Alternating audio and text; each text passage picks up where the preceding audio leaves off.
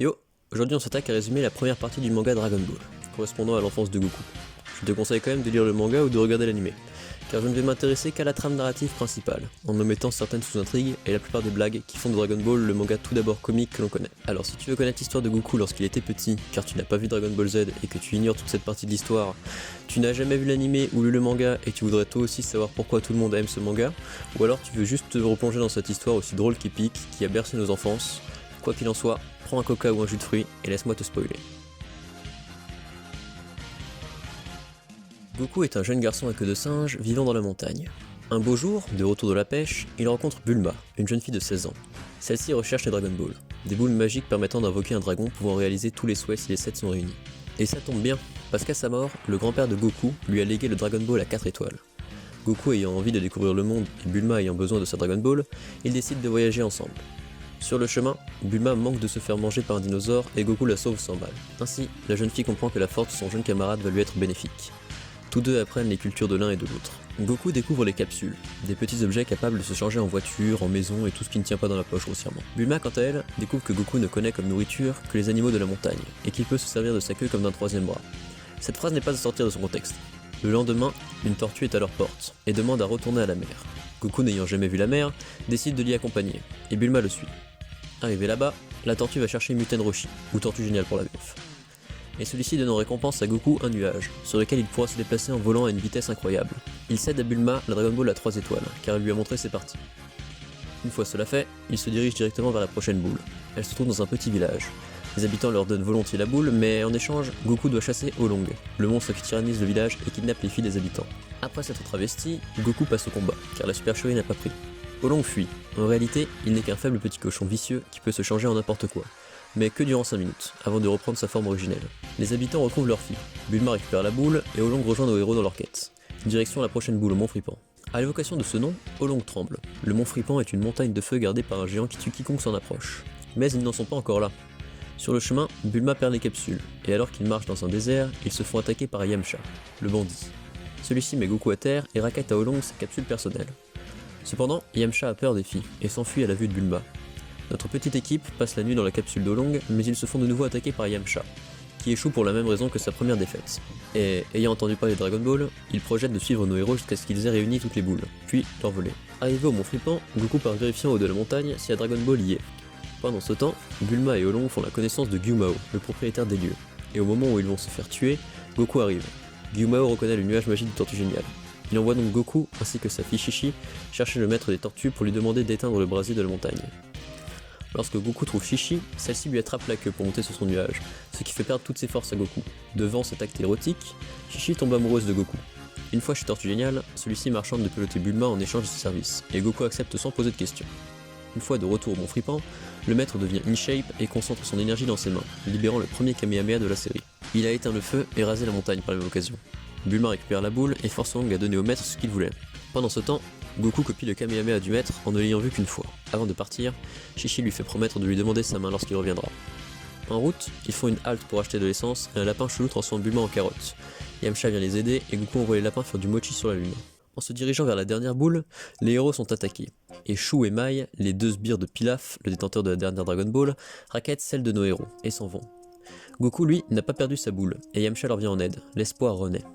Cependant, à peine arrivés, ils se font endormir et Pilaf peut désormais invoquer le dragon sacré Shenron. Goku lance un Kamehameha sur le mur et Olong sort faire un vœu avant Pilaf. Le dragon s'exécute et offre à Olong ce qu'il voulait, une culotte. Pour cela, Pilaf les enferme dans une cellule où ils cuiront au soleil le lendemain. Alors qu'ils sont désespérés, Goku raconte que ce soir, c'est la pleine lune. Et à chaque pleine lune, il y a un monstre dangereux qui apparaît. Il a même tué le grand-père de celui-ci. Comprenant que ce monstre est Goku, ils lui interdisent de regarder la lune. Mais celui-ci le fait, et se transforme en Ozaru, un singe géant. La prison vole en éclats et Goku détruit tout. Yamcha repense à son point faible, la queue. Plume la lui coupe et Goku redevient un enfant. Nos amis se séparent car les Dragon Ball restent inactives un an après utilisation. Mais Bulma et Yamcha ne sont pas si déçus, car leur vœu est exaucé, à savoir respectivement un copain et une copine. Goku décide de mettre ce temps à profit pour aller s'entraîner chez Tortue Géniale. Mais pour cela, le maître a une condition. Goku doit ramener une jeune fille vigoureuse. Cependant, Goku ayant déjà du mal à différencier un homme d'une femme, il sera aidé dans sa tâche de Krillin, un jeune enfant chauve voulant lui aussi suivre l'entraînement de Tortue Géniale. Durant leurs recherches, ils vont apercevoir une jeune fille aux cheveux bleus en train de se faire agresser par la police. Quoi de plus normal. Mais au lieu de faire un thread Twitter, elle est sauvée par les deux enfants et est ramenée sur l'île Tortue Géniale. Seulement, lorsque Lunch éternue, elle change de personnalité et se transforme en criminelle endurcie. Et c'est ainsi que Goku et Krillin peuvent commencer leur entraînement. Après avoir fait un concours de recherche de cailloux, le véritable entraînement commence vraiment. Pendant 8 mois, ils vont livrer du lait, labourer des champs, esquiver des abeilles et fuir des requins à la nage en vue de participer au Tenkaichi Budokai. Grand tournoi d'arts martiaux ayant lieu tous les 3 ans pour déterminer qui est le plus grand pratiquant d'arts martiaux au monde. 8 mois plus tard, les voilà à l'inscription. 2 jeunes garçons passent les éliminatoires sans forcer. L'entraînement de Tortue Géniale est sans commune mesure. Ainsi, ils accèdent à la phase finale, et y retrouvent Yamcha, qui participe aussi. Bulma, Plume et Oolong sont là pour les encourager, et c'est Krillin qui ouvre le bal, avec un combat contre Bactéry, un géant ne s'étant jamais lavé.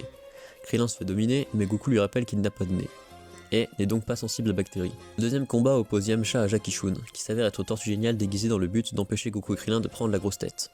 Bien évidemment, Yamcha se fait balayer. Le troisième combat oppose Lan-Fam, une jeune femme, à Nam, un homme du désert, en quête d'eau pour son peuple.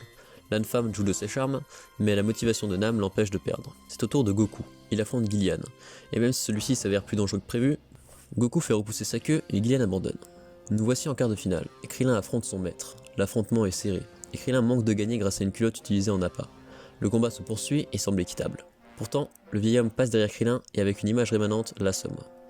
Goku affronte donc Nam, et Nam tente de l'assommer aussi, mais Goku se relève, et sort Nam du ring. La finale opposera donc Jackie Chun à Goku. Goku copie toutes les techniques du vieil homme, en commençant par la transposition ou image rémanente, et lorsque l'homme utilise la technique de l'homme ivre, Goku se sert de la technique du singe. Le vieil homme endort son élève, mais Bulma le réveille. Jackie Chun n'a plus d'autre choix. Il se sert contre Goku de la technique qui avait eu raison de son grand-père, Sangohan, à l'époque. Goku résiste à l'afflux d'énergie, mais sur le point d'abandonner, il regarde la lune et se transforme en Ozaru. Il commence à tout détruire sur son passage, mais Jackie Chun lance un Kamehameha à pleine puissance. Krillin et Yamcha pleurent. Goku est mort. Et pourtant non, Jackie Chun a seulement détruit la lune, empêchant Goku de se transformer à nouveau, et condamnant certainement le Japon à se faire engloutir sous les eaux si la physique élémentaire s'appliquait à leur monde. Quoi qu'il en soit, le combat reprend, après que Goku ait mis les fringues de Krillin. Cependant, les deux combattants ont épuisé leur réserve d'énergie, et se battent à l'ancienne. Dans un dernier assaut, les deux sont à terre, le décompte se finit. Le premier à se relever et dire « Je suis le vainqueur » gagnera cette 21e édition du tournoi. Goku se relève le premier, mais retombe avant de finir la phrase. Son adversaire se relève et y arrive lui. Il est déclaré champion, et reçoit une belle somme. Krillin et Goku reconnaissent la force de leur adversaire et continueront à pratiquer les arts martiaux pour purifier leur corps et leur esprit. Tortue Géniale, après avoir arraché sa perruque, dilapide l'intégralité de ses gains au restaurant après le tournoi, à cause de Goku. Il est temps pour tout le monde de se séparer. Bulma, Yamcha, Plume et Oolong retournent à la ville. Krillin retourne s'entraîner chez Tortue Géniale et Goku part seul sur son nuage à la recherche de la Dragon Ball de son grand-père. À peine parti, Goku repère une Dragon Ball non loin et arrive sur une zone de recherche. Il se pose et prend la Dragon Ball à 6 étoiles devant les militaires qui ratissent la zone. Ils font partie d'une organisation nommée le Ruban Rouge. Ceux-ci s'attaquent à Goku et il les assomme. En partant, le colonel Silver lance une roquette sur le nuage magique et le détruit. Goku en colère le met à terre et s'en va en avion. Direction le Grand Nord. À peine arrivé, son avion s'écrase. C'est Sally, une jeune fille, qui traînera le corps de Goku gelé jusque chez elle pour le réchauffer. Cependant, le Ruban Rouge cherche également cette Dragon Ball, et a pris le maire du village en otage, afin de bénéficier de l'aide des habitants. Goku met des vêtements chauds et suce à la tour du muscle, quartier du général White. Goku entre au premier étage, il doit faire face à des piliers de barre. Il les sèche car c'est Goku, et accède à l'étage supérieur où il doit se battre avec un robot. Le combat est plus difficile, d'autant que même la tête détruite par un Kamehameha, celui-ci se relève toujours. Seule une panne de batterie permettra à Goku de passer à l'étage supérieur. C'est celui du ninja Murasaki. Un ninja excentrique qui joue à cache-cache avec Goku, se prend ses propres shurikens, et qui, grâce à 4 frères jumeaux, simule un clonage. Toutefois, il en faut plus pour vaincre Goku. Murasaki sort alors son arme secrète, le cyborg 8, Franky. Mais celui-ci refuse de se battre, même sous la menace, et Goku termine Murasaki. Franky et Goku se lient d'amitié et arrivent devant le général White, qui les fait tomber un étage plus bas, affronter un sous-boss. Goku a du mal car la créature semble insensible au coup et au Kamehameha, mais la rigidifiera grâce à l'air glacé de la région. White essaye de se frotter à Goku, mais prend une branlée. Il se sert donc du maire comme otage, mais Franky décide de sacrifier ses principes au nom d'une noble cause, et White s'envole vers d'autres cieux. Le maire et le village sont libérés du Ruban Rouge. Franky donne même la Dragon Ball à 2 étoiles à Goku. Au moment de partir, le maire dit à Goku qu'un nuage magique est éternel. Ainsi, il l'appelle et le nuage refait surface. Le seul problème de Goku, pour poursuivre sa quête, est que son détecteur est cassé. Il rejoint donc la grande ville pour y retrouver Bulma. On apprend que celle-ci s'est séparée d'Yamcha, et en recherchant l'aventure, accompagne Goku, après avoir réparé le détecteur. Une fois sur le lieu de la prochaine boule, ils comprennent qu'elle est sous la mer. Toutefois, ils n'ont pas de sous-marin. et ils vont donc en chercher un chez Tortue Géniale. Là-bas, Krillin décide de les accompagner. Une fois sous l'eau, ils sont poursuivis par le général Blue, de l'armée du ruban rouge. Pour le semer, ils entrent dans une grotte s'avérant être un ancien repère de pirates. Après avoir esquivé les pièges, un robot pirate géant les attaque. Krillin et Bulma partent devant, suivis par Blue qui brouille leur piste. Goku détruit le robot et essaye de rejoindre ses amis, mais se retrouve face à un poulpe géant qu'il tue. De leur côté, Krillin et Bulma se retrouvent face à Blue. Le charme de Bulma est inefficace, et Krillin perd car Blue possède le pouvoir de figer les gens avec ses yeux. La grotte s'effondre, Goku revient et subit le pouvoir de Blue, mais une souris lui sauve la vie. Goku assomme Blue, prend la boule à 3 étoiles et sauve la souris. Avec Krillin et Bulma, il fuit la grotte. De retour chez Tortue Géniale qui a démonté les membres du ruban rouge étant venus leur rendre visite, Bulma sort un diamant, de mieux vaut pas que je vous dise où, et Lunch se transforme, puis le vole. Blue fait son retour et ligote Tortue Géniale, Krillin, Bulma et Goku. Il prend les 3 Dragon Ball de ces derniers et leur laisse une bombe en cadeau, puis s'en va. Lunch, de retour après être devenu normal, les détache. Goku jette la bombe qui explose au loin et part poursuivre Blue jusqu'au village Pingouin. Dans ce village vivent les personnages du précédent manga de Toriyama, Dr Slump. Blue se crache et Goku rencontre Arale, une jeune cyborg. Blue la prend en otage et Arale le démonte en l'envoyant vers d'autres cieux. Cependant, il avait le radar de Goku, et celui-ci s'en fait faire à nouveau par un bébé volant au grand pouvoir télékinésique. Il se dirige vers la boule suivante et y croise le colonel Yellow, qu'il détruit sans souci. Il y rencontre Upa et son père, de jeunes aborigènes protégeant les terres sacrées de leurs ancêtres et la tour du maître Karin, réputée pour donner de l'eau sacrée à qui la gravit. Le père d'Upa donne la Dragon Ball à Goku, et bingo, cette fois-ci c'est celle de son grand-père. Énervé par l'incapacité de ses hommes à fumer un enfant, le général Red embauche Tao Pai Pai, une célébrité dans le monde des tueurs en série. Celui-ci arrive et tue Blue en ne se servant que de sa langue. Puis après avoir touché un pilier, le décroche et le lance à 2300 km, puis saute dessus pour aller tuer Goku. À peine arrivé, il tue le père d'Upa, qui était sur son chemin, et tue également Goku, avec une technique nommée Dodonpa, après avoir encaissé un Kamea en foutant ses habits en l'air. Il prend les Dragon Ball et s'en va chez un tailleur pour se faire refaire une tenue correcte en 3 jours. Red l'informe qu'il a oublié une Dragon Ball sur la route. Il y retournera lorsqu'il aura sa nouvelle tenue. Goku se réveille, il n'était pas mort, le Dodonpa avait été arrêté par la 4ème Dragon Ball qui portait sur son torse. Afin de devenir plus fort, il gravit la tour Karin en 1 jour, et y trouve un chat. Il y découvre d'ailleurs également les Senzu, fameux haricots nourrissant et soignant toute blessure. Le maître refuse de donner l'eau à Goku. Tortue Géniale a mis 3 ans pour l'obtenir, mais Goku y arrive en 3 jours. Cette eau n'a cependant rien de spécial. Sa force, Goku l'a acquise par l'entraînement. Tao Pai Pai est de retour et Goku le domine. Afin de remporter le combat, Tao Pai Pai lance une grenade. Goku la lui retourne et c'en est fini du tueur. Maintenant, il fait route vers l'armée du ruban rouge pour récupérer les boules manquantes afin de ressusciter le père d'Upa. Lorsque Bulma, Yamcha et Tortue Géniale s'en rendent compte, ils montent une expédition pour lui venir en aide. Goku commence le carnage seul et détruit sans difficulté l'armée du ruban rouge. Le général Red révèle au colonel Black, qui porte son nom parce que c'était les années 80, qu'il souhaitait les Dragon Ball pour devenir grand. Trouvant qu'il manque d'ambition, Black le tue et prend sa place. Goku arrive devant lui et le rétame, mais Black n'a pas dit son dernier mot. Il monte dans un robot et essaye de détruire Goku. Ce dernier disparaît de son champ de vision et détruit le robot. La Team Z arrive après la bataille et est choquée des progrès de Goku. Cependant, avec ses boules et celles du ruban rouge, Goku n'en a que 6 et le radar n'affiche pas la dernière. Pour connaître sa position, il se rend chez Mamie Voyante, Baba pour les intimes, sœur de Tortue Géniale, qui se plaît à organiser des combats clandestins. Goku et compagnie acceptent donc de jouer 5 matchs contre ces champions en vue d'obtenir l'information qu'ils recherchent. Krillin ouvre le bal et se fait rétamer par un vampire en moins d'un chapitre. Le respect est mort. C'est Upa et Plume, qui à l'aide d'Ai et d'une imitation de croix en viennent à bout. Yamcha monte sur le ring et fait face à l'homme invisible pour le second match. Il est incapable de faire quoi que ce soit jusqu'à ce que Krillin dénude Bulma devant Tortue Géniale, permettant de recouvrir l'homme masqué du sang du vieillard. Le 3ème combat oppose Yamcha à une momie, et celle-ci est très forte. Yamcha ne fait pas long feu. Goku est le dernier combattant du côté des héros. Il monte sur le ring et étale la momie en un coup. Le diable s'avance pour l'avant-dernier combat, et Goku le domine aisément. Mais le diable dispose d'une attaque qui fait exploser son adversaire s'il possède le moindre vice. Goku étant un être pur n'est pas inquiété. Pour le dernier combat, Goku doit affronter un homme masqué, qui s'avère être son grand-père décédé Gohan. Les deux combattants sont d'un haut niveau, mais Goku finit par prendre le dessus. Cependant, Gohan connaît le point faible de Goku, et lui attrape la queue. Il finit par l'arracher sans faire exprès et abandonne. Goku lui saute dans les bras. Celui-ci ne veut pas être ressuscité parce qu'au paradis, il arrive à pécho. Baba annonce à Goku que la dernière boule est détenue par la bande de Pilaf. Goku les retrouve, ceux-ci montent dans des mechas mais se font défoncer facilement. Goku a désormais les 7 boules. Il invoque le dragon et ressuscite le père d'Upa. Il va repartir s'entraîner autour du monde pendant 3 ans. Yamcha et Krillin quant à eux vont passer les 3 prochaines années chez Tortue Géniale. Ils se donnent rendez-vous au prochain Tenkaichi Budokai. 3 ans se sont écoulés, et nos amis s'inscrivent au Tenkaichi Budokai. Ils se font narguer par Chaozu et Tenshin Han. disciple du maître des grues, ennemi juré de Tortue Géniale. Ils passent bien évidemment tous les phases de qualification sans pression, et Tenshin Han truque les tirages au sort des combats de la phase finale. Le premier combat l'oppose à Yamcha, et celui-ci lui fait forte impression, mais est rapidement mis KO. Tenshin Han lui casse la jambe en guise de signature. Le second combat oppose Jackie Chun à l'homme garou. Jackie Chun esquive les attaques de l'homme garou qui n'est pas au niveau, celui-ci s'est seulement inscrit pour se venger de celui qui a détruit la lune l'empêchant de redevenir humain. Après l'avoir battu, Jackie Chun simule une lune avec le crâne de Krillin pour résoudre ce problème. Krillin quant à lui se bat contre Chaozu et est dépassé par ses pouvoirs télékinésiques, mais se sert de son cerveau pour perturber Chaozu et le bat. Devant cela, le maître des grues renie son disciple. Goku affronte Pomput, un expert en arts martiaux, mais le vainc en une fraction de seconde. Lors de la deuxième phase de poule, Tenshin Han affronte Jackie Chun, qui lui révèle son secret, et lui demande de suivre une voie juste. Après cela, il abandonne, ce qui perturbera Tenshin Han. La seconde moitié de cette finale oppose Goku à Krillin, et c'est un des meilleurs combats de l'œuvre. Krillin fait un match très honorable et les deux enfants se battent à l'ancienne, point contre point. Puis, Krillin au sol attrape la queue de Goku. Celui-ci fait semblant d'être vaincu et bat Krillin. Il s'est entraîné, sa queue n'est plus un point faible. Il dispute donc la finale contre Tenshin Han, et malgré le fait qu'il se fasse pas mal dominer, il contre chaque attaque de son adversaire, dont la morsure du soleil grâce aux lunettes de Tortue Géniale. Le maître des grues s'énerve et menace Chaozu, ce qui fait basculer Tenshin Han du bon côté. Tenshin Han commence à en avoir un peu plein le cul de ce combat et s'envole pour lancer un Kikō, attaque qui tuerait Goku s'il ne l'esquive pas.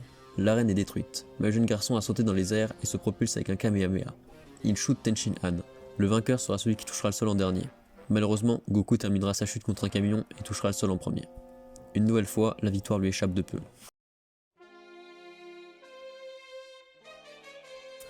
Le tournoi fini, nos amis s'apprêtent à aller manger, mais Goku n'a pas ses affaires.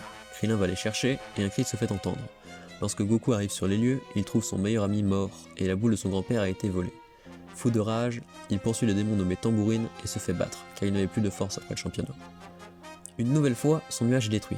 Tortue Géniale connaît l'assassin, c'est le démon Piccolo, véritable incarnation du mal ayant été enfermé par le maître de ce dernier.